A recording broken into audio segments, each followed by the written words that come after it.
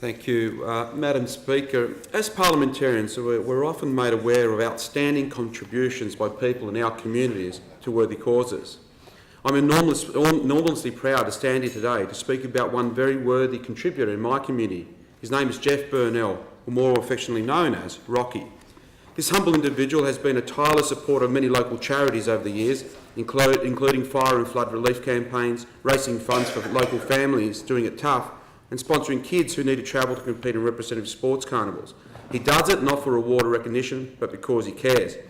Rocky was also the driving force behind the formation of the Queanbeyan Children's Special Needs Group some 15 years ago and continues to work tirelessly raising money for them.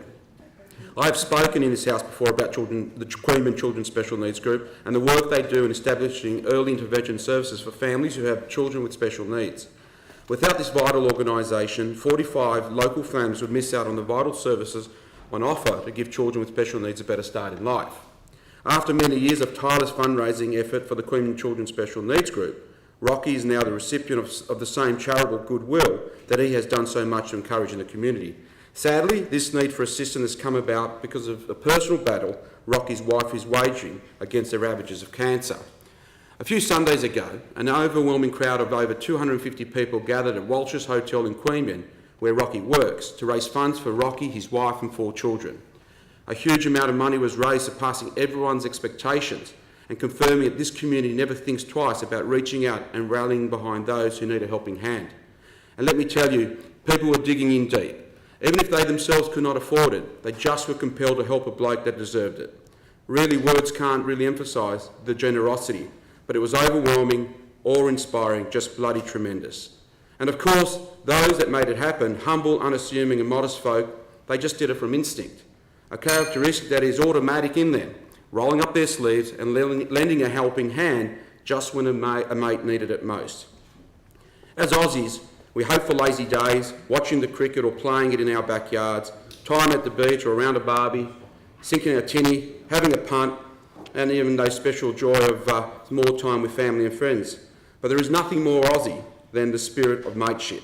And in a week that we as a nation and its people celebrated Anzac Day, where we salute mateship and real heroes, well, this group of local champions would have made our diggers proud.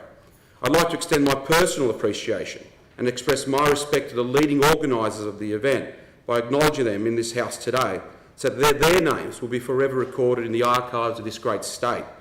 They are Mr Jeff King and Mr John Prickles O'Donnell.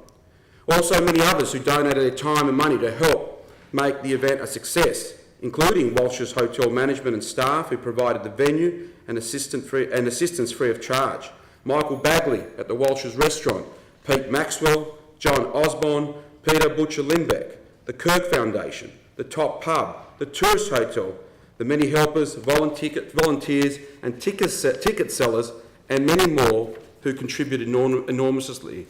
Many of them, lads that I've had the pleasure of enjoying a beer with in the past at the pub, and I look forward to sharing another in the future. The next shout's on me. The experience served as a reminder too, not that it was really needed, but that of the community spirit and supportive nature that still exists in my hometown of Queanbeyan, a town that sits in the shadows of Canberra, taunted by the tag of Struggle Town. If this is what it means to be Struggle Town, then I'm proud to wear that tag. I'm immensely proud to have people like those involved in this event who live, work and play in my community. We are a better place because of you. In the days after the event, I had a chance to speak with Rocky, and I know that Rocky was deeply touched by the community's support for him, his wife and his family in what are very difficult times. Our wishes and prayers remain with them. It's comforting to know that when times are tough, there waits a community ready and able to rally behind its champions in such a way as they have around Rocky.